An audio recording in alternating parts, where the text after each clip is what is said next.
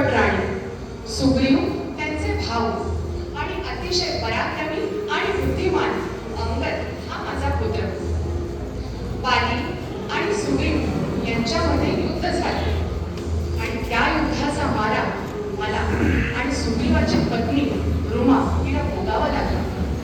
बलशाली वाली युद्धात विजयी झाला आणि त्याने त्याच्या लहान भावाच्या कार्यावरती बळजबरी केली।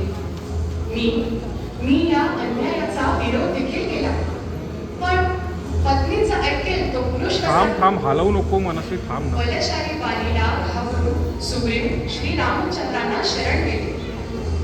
श्रीरामचंद्रांनी वालीचा वध केला आणि सुग्रीवाचा राज्याभिषेक झाला आणि श्रीरामचंद्रांनी मला माझ्या कर्तव्याची जाणीव करून दिली की अंगद हा युवराज आणि भावी राजा आहे आणि त्याला सुसंस्कृत करणं हे माझं राजमाता म्हणून कर्तव्य आहे आणि आमच्या समाजात पुनर्विवाहाला मान्यता होती।